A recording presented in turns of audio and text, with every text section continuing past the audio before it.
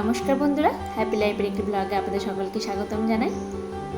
এই প্রচণ্ড গরমে সকলেই সুস্থতা কামনা করি। আশা তো রাখছি আপনারা সকলেই ভালো আছেন। সকলের এই আবহাওয়ায় খুবই প্রচণ্ড পরিমাণে কষ্ট হচ্ছে, বিশেষ করে আমাদের এই শিশুদের। তবু আর কি করা যাবে বলুন, প্রকৃতির নিয়ম তো মেনে নিতেই হবে। তবে এখানে প্রকৃতির কোনো রকম দোষ আছে বলে আমার অন্তত মনে হয় না। আমরা নিজেরাই এর জন্য দায়ী। এই যে প্রচণ্ড পরিমাণে গরম, এই উত্তপ্ত হয়ে গেছে, এখন প্রায় প্রতিটি বাড়িতেই এসি লাগাতে বাধ্য হয়েছে। যদিও এখনও পর্যন্ত আমার বাড়িতে কেনা হয়নি, আর এবছর কেনা হবে বলে মনেও হয় না। আমরা তো যখন ছোটো ছিলাম তখনও প্রচণ্ড পরিমাণে গরম পড়তো, কিন্তু এতটা পরিমাণে গরম পড়তো না। আসলে এই সমস্ত কিছুর জন্য আমরা নিজেরাই দায়ী। আমরা নিজেরাই বড় বড় শিল্প কারখানা করার জন্য বড় বড় কত জঙ্গল, বড় বড় কত গাছ কেটে আমরা নিজেরাই সাফাই করে দিয়েছি।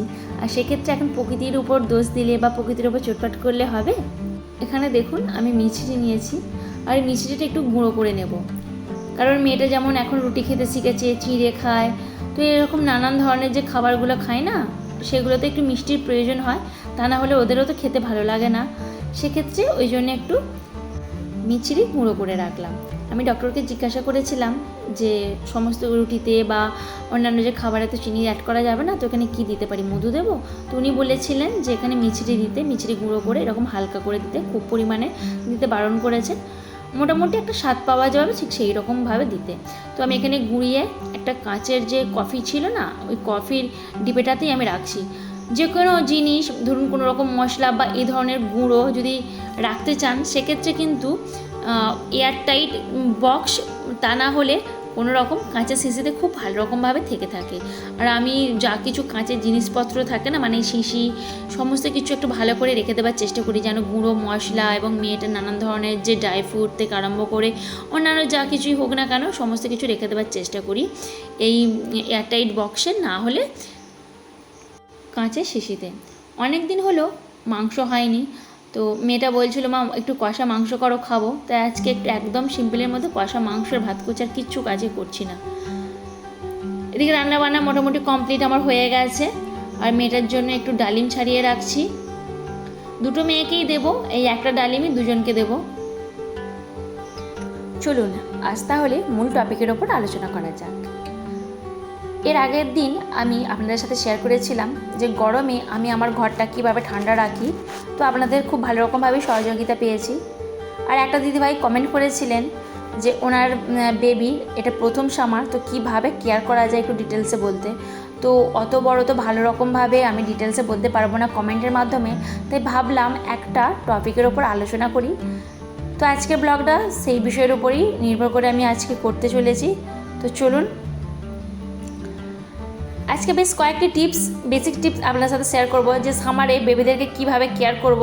আর এই গরম যেহেতু খুব পরিমাণে পড়েছে, গরমে বাচ্চাদের বেশ স্বস্তিও পাওয়া যাবে এবং আমরা যে কেয়ারটা করব আমাদেরও মনের একটা স্বস্তি থাকবে, ঠিক সেই রকম একটা বিষয়। তো চলুন প্রথম টপিকের ওপর আলোচনা করা যাক। প্রথমেই বলি যে ঘরটা ঠান্ডা রাখুন। তো ঘরটা ঠান্ডা রাখার জন্যই প্রথমে সকালের দিকে একটু জানালাটা খুলে দেবেন। যদি পূর্ব দিকের জানালা হয় তাহলে কিন্তু একদম তাড়াতাড়ি মোটামুটি 10টা 10:30টার মধ্যে বন্ধ করে দেবেন, মানে সকালের দিকেই বলছি। আর যখন রোদ পড়ে যাবে তারপরে জানালাটা আবার খুলে দেবেন। তাছাড়া তো এসি চালাতে যদি পারেন তো চালাবেন, যদি এসি থেকে থাকে, তা না হলে অবশ্যই পাখা চালাবেন। এটার বলতে হয় না, কারণ গরমকালে কেউ পাখা ছাড়া থাকে না। কিন্তু কুলার রাখবেন না, কুলার রাখলে কিন্তু বাচ্চাদের প্রচণ্ড পরিমাণে সর্দি হয়, যেটা আমার অন্তত জানা আছে বলে মনে হয়। এখানে যে ডালিমের জুসটা আমার হয়ে গেল। এখানে কয়েকটি বাসনপত্র পড়ে আছে, বাসনপত্রগুলো মেজে নেব। সাবানটা শেষ হয়ে গিয়েছিল, সাবানটাও ওই নিয়ে নিলাম। আর কড়াইটা যেহেতু বাইরেই মাজামুজি হয়, কিন্তু এত গরম পড়েছে রোদ্দুরের বাইরে যেতে পারছি না, সেক্ষেত্রে ঘরের মধ্যেই মানে একদম রান্নাঘরেই মেজে নিচ্ছি। তো টুকিটাকি যা সমস্ত আমার বাসনপত্র থাকে চেষ্টা করি এই গরমেতে বাইরে না গিয়ে মানে একদম রান্নাঘরেই মেজে নিতে। তো চলুন টিপস নাম্বার 2, বাচ্চাকে প্রতিদিন চান করান। বাচ্চার হয়তো এই গরমেতে খুব সর্দি হচ্ছে বা কাশি হচ্ছে বা জ্বর হয়েছে, হয়তো অনেকে বলে থাকবেন যে ঠান্ডা লাগবে, কিন্তু এটা সম্পূর্ণভাবে ভুল। বাচ্চার যাই হোক না কেন, বাচ্চাকে অবশ্যই চান করান। চান করলে কিন্তু ওদের শরীরটা প্রচণ্ড পরিমাণে ফ্রেশ থাকবে। তাছাড়া ওদের যে একটা ক্লান্তি আর এই গরমকালে যে একটা মানে অস্বস্তি বোধ, একটা যে প্যাচপ্যাচে ভাব, এগুলো কিন্তু সবই থেকে ওরা রিলিফ পাবে। তো অবশ্যই বাচ্চাকে চান করান। তবে বাচ্চাকে যে চান করাবেন তার জলটা কিন্তু একেবারে যে ঠান্ডা করবেন ঠিক সেই রকম না। বাচ্চার জলটা রাখবেন ঈষৎ উষ্ণ, মানে ওই যে ট্যাঙ্কির জল হয় না, বা রোদ্দুরে যে জলটা হয় না, মানে হাত দেবেন খুব গরম না, আবার যে বসবেন ঠান্ডাও না, ঠিক এই রকম। এরপরে আসি টপিক নাম্বার 3, তেল মাসাজ করুন। তবে তেল গরমকালে মাসাজ করছেন যখন, খুব পরিমাণে মাসাজ করার দরকার নেই। যেমন শীতকালে বা বর্ষাকালে যেই ধরনের মাসাজটা করার দরকার, এখানে কী ধরনের তেল মাসাজ করবেন সেটাও বলে দিই। আমি কিন্তু সিম্পলভাবে কোকোনাট অয়েলটা ইউজ করি। আমার মেয়ে যখন হয়েছে ঠিক তখন থেকেই, মানে ওই 1.5 মাস পর থেকেই যে অয়েলটা আমি মাসাজ করছি। এ নিয়ে আমার অবশ্যই আমার মেয়ের 3 মাসে 4 মাসের যে ব্লগগুলো আছে সেখানে দেখবেন আমি কোকোনাট অয়েলটা ইউজ করছি। এমনকি শীতকালেও কিন্তু আমি কোকোনাট অয়েলটা ইউজ করেছি। তবে হ্যাঁ, তার একটা প্রসেস ছিল। তো যাই হোক, কোকোনাট অয়েল ইউজ করতে পারেন। কোকোনাট অয়েল কিন্তু ইউজ করলে এই যেহেতু গরম, একটা ঠান্ডার প্রভাবও থাকবে, প্লাস আপনাদের গা হাত পায়ে যে চিটচিটে ভাবটাও অতটা থাকবে না। এখানে বেশ কয়েকদিন ধরেই আমি ভাবছিলাম যে চিরুনিগুলো পরিষ্কার করব, কিন্তু পরিষ্কার হয়ে উঠছিল না, তাই পরিষ্কার করে নিলাম এই এখন। আর মেয়েটাকে ভাতটা খাইয়ে দিচ্ছি, ফলের রসটা আগেই করে রাখলাম, এরপরে খাইয়ে দেবো। তো ভাতটা খাওয়ার প্রায় আধ ঘন্টা পর খাওয়াবো। এই যে এখন ভাতটা খেতে বসলো, ও কিন্তু এরপর আর আমাকে এখন ছাড়বে না, তাই আর কি করা যাবে, তাই ফলের জুসটা রেডি করেই ওকে খাওয়াতে বসলাম। চলুন চলে যাই পরবর্তী পয়েন্টে। সুতির জামা কাপড় পরা। জামা কাপড়গুলো পরাবেন একদম হালকা সুতির, এবং তাছাড়াও যেন হয় হালকা রঙের।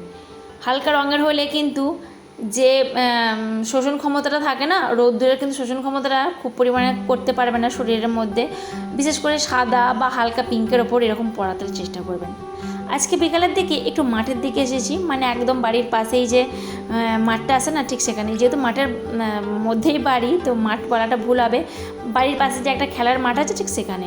আর এখানে মানে ধানটা হয়েছে দেখুন, খুব সুন্দরভাবে ধান হয়েছে। আমাদের বাড়ির পাশেও তো ধান হয়, কিন্তু এবারে দেখলাম ওনাদের জমিতে ধানটা চাষ করেনি, হয়তো কোনো রকম কারণ আছে।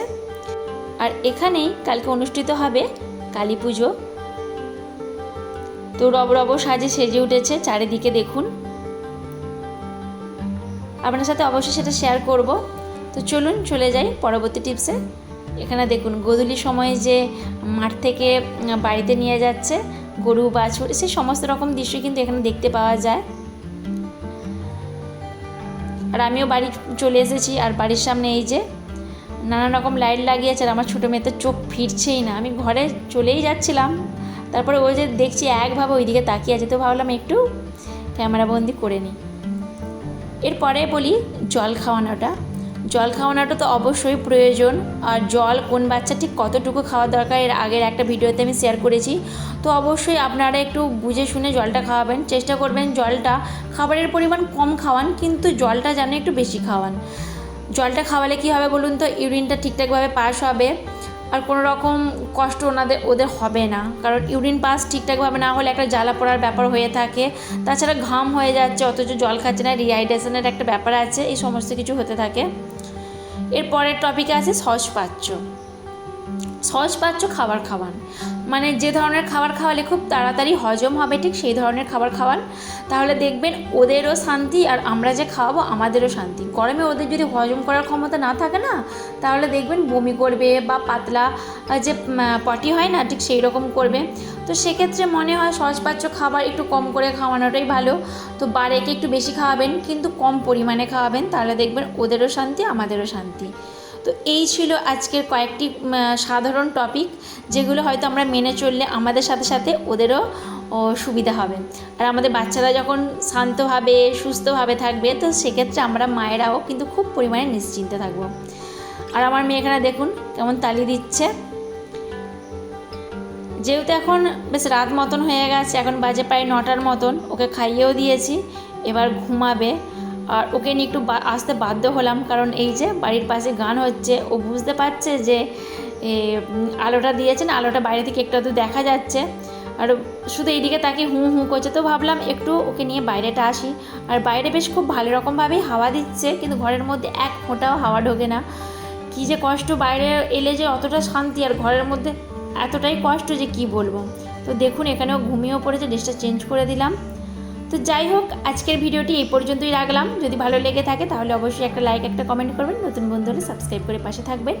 আপনার যদি কোনো রকম জিজ্ঞাসা থাকে বা আমাকে কোনো রকম কোনো ইনফরমেশান দেবার থাকে অবশ্যই আমার কমেন্ট বক্সে রেখে যাবেন। তাহলে আজকের ভিডিওটি এই পর্যন্তই রইল। শেষ পর্যন্ত যারা আমার সাথেই রইলেন তাদেরকে জানি অসংখ্য ধন্যবাদ। দেখা হচ্ছে আবার নেক্সট কোনো একটা ব্লগে। ধন্যবাদ।